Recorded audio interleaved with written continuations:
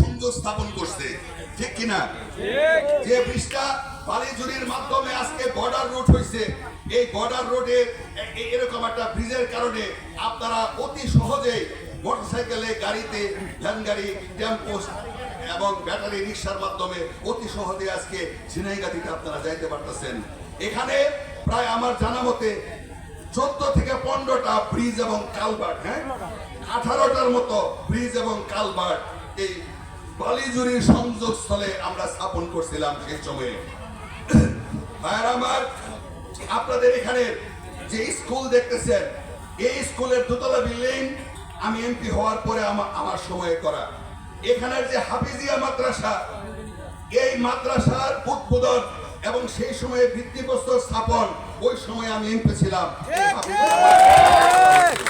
আজকে বাজারের যে সুন্দর মসজিদ, এই মসজিদে আমি যখন এমপি ছিলাম সেই সময়ে আমি আমার হাতের ছোঁয়া, আমার দলের হাতের ছোঁয়া, আমার সরকারের হাতের ছোঁয়া সেই সময়ে এই ব্রিজে ছিল। প্রিয় ভাইরা আমার, এখানে এই বালিজুরি বাজারে আসার যে রাস্তা, এই রাস্তা পরিপূর্ণভাবে শেষ করতে পারি নাই, কিন্তু মাঝে মাঝে এমন অবস্থা ছিল এখানে কোনো ভ্যান গাড়িও চলতো না, এত কাদা ছিল। সেই সময়ে আমরা এই রাস্তাগুলি সংস্কার কাজ করতেছিলাম।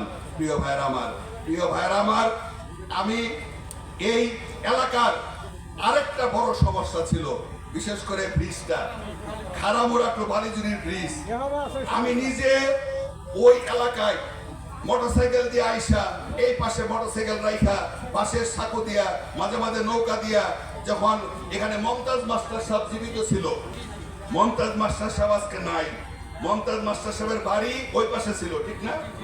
মমতাজ মাস্টার সাহেবের বাড়ি ওই পাশে ছিল। এই মমতাজ মাস্টার সাহেবের সঙ্গে নিয়ে আমি বহুবার আপনাদের ওই এলাকা মুক্তিযোদ্ধাদের ওখানে কবর আছে, মুক্তিযোদ্ধাদের কবরে এবং ওই এলাকার মানুষের সুখ দুঃখ নিজে ঘুরা ফিরা আমি ওই এলাকার মানুষের সুখ দুঃখ গুলা দেখে আসছি। তো ভাইরা আমার, আজকে এখন পর্যন্ত 17 বছর পার হয়েছে, এখন পর্যন্ত বালিজুরি যদি আমরা আরো সমস্যা আছে, এই সমস্যার মধ্যে সবচেয়ে গুরুত্বপূর্ণ সমস্যা হইতেছে এই ব্রিজটা। এই ব্রিজটা আমার যখন এমপির সময় শেষ হয়, ওই সময়ে আমরা এখানে ইঞ্জিনিয়ার দিয়া পরিমাপ করে নিয়ে গেছিলাম, কিন্তু সময়টা এমন ছিল যে আমরা পরিমাপ করার পরপরই দেশে আন্দোলন শুরু হয়ে যায় এবং তড়িৎ গতিতে তখন ইলেকশনের সময় হয়ে যায়, যার ফলে ওই সময়ে এই ব্রিজটা আর আমি করতে পারি নাই। প্রিয় ভাইয়েরা আমার, আজও এই এলাকার মানুষের সবচেয়ে বড় দুঃখের কারণ, কষ্টের কারণ, ঝামেলার কারণ এই এলাকার মানুষ। সত্যিকার অর্থে একটা এলাকার যদি যোগাযোগ ব্যবস্থা ঠিক না থাকে, একটা এলাকার যাতায়াত ব্যবস্থা যদি ঠিক না থাকে, সে এলাকার উন্নয়ন কিন্তু সঠিকভাবে হয় না। ভাইয়েরা আমার, যে এলাকার রাস্তাঘাট নাই, ওই এলাকায় অন্যান্য উন্নয়ন করা কিন্তু কঠিন।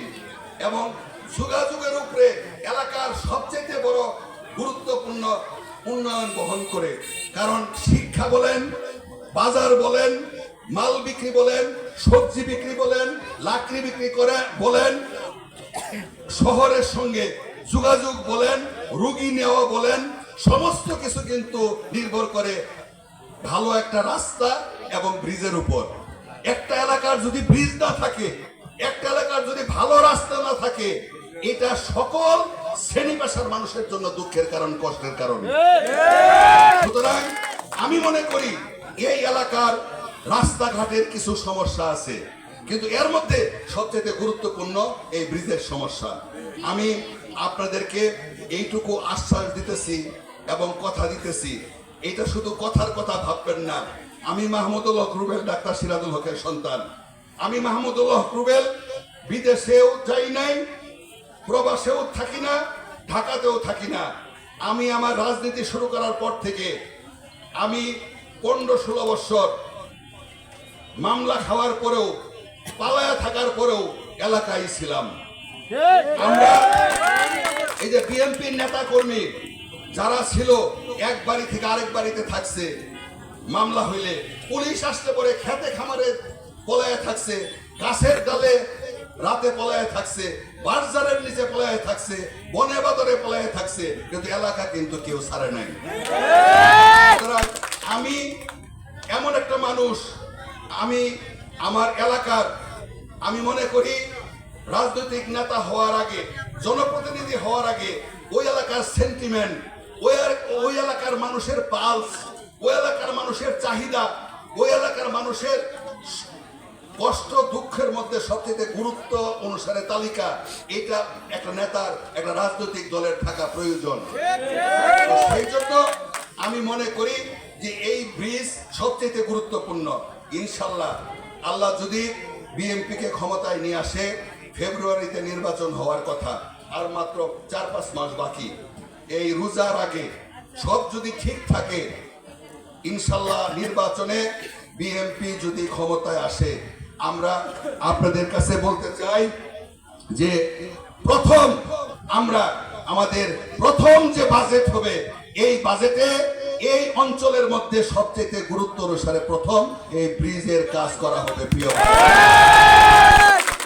ভাইরা আমার, আমি আর বক্তব্য দীর্ঘায়িত করব না, এশার আজান হব, আবহাওয়া খারাপ, এর মধ্যে কষ্ট করে আপনারা শুনছেন। আমি আরেকটা অনুরোধ করতে চাই, হ্যাঁ, এলাকার উন্নয়ন এটা বিএনপি করে। আমাদের শহীদ রাষ্ট্রপতি জিয়াউর রহমান সাহেব মাত্র 4 বছর ক্ষমতায় ছিল। এই 4 বছরের মধ্যে বাংলাদেশটাকে পরিবর্তন করছে। আজকের যে বাংলাদেশ, যতটুকু উন্নয়ন, সমস্ত উন্নয়নের বীজ বপন করছে আমাদের শহীদ রাষ্ট্রপতি জিয়াউর রহমান। এই জিয়াউর রহমান 3.5 বছর 4 বছরে তলাবিহীন ঝুড়ি থেকে বাংলাদেশটাকে, আজকের যে গার্মেন্টস, আজকের যে প্রবাসে আমাদের শ্রমিক রেমিটেন্স পাঠায়, আজকের বাংলাদেশের যে কৃষির উন্নয়ন, এই যে আধুনিক যন্ত্রপাতি, আজকের বাংলাদেশের খাল খনন, পানি সংস্কার, এই এত কিছু মাত্র 3.5 বছর 4 বছরে একটা মানুষ শহীদ রাষ্ট্রপতি জিয়াউর রহমান বাংলাদেশে স্থাপন করে গেছে। প্রিয় ভাইয়েরা আমার, এই বাংলাদেশে চিন্তা করে দেখেন, বাকশাল ছিল, কোনো দল ছিল না, সংবাদপত্র 4টা ছাড়া ছিল না। এই সমস্ত কিছু যদি আমরা গণতন্ত্র বলি, উন্নয়ন বলি, যোগাযোগ ব্যবস্থা বলি, সব কিছুর বীজ বপন করছে আমাদের নেতা, যে ব্যক্তিটা এই বিএনপির দলটা গঠন করছে, শহীদ রাষ্ট্রপতি জিয়াউর রহমান। এবং তারপরে তারই উত্তরসূরি বেগম খালেদা জিয়া, সেই 91-এ যখন ক্ষমতায় আসে, এরপরে থেকে আজকে মেয়েদের বিনা বেতনে শিক্ষা, আজকে মহিলা পুরুষ যত কিছু উন্নয়ন, সমস্ত কিছু কিন্তু বিএনপির সময়ে হয়েছে। প্রিয় ভাইয়ের আমার, ভুল ত্রুটি তারপরেও থাকে। ভুল ত্রুটি মানুষের চলার পথে হয়, মানুষ ফেরেশতা না। এই ভুল ত্রুটি সংশোধন করে আজকের যে পর্যায়ে আসছে, আপনারা দেখছেন সেই যে এরশাদের পতন, এরশাদের বিরুদ্ধে স্বৈরাচারের আন্দোলন।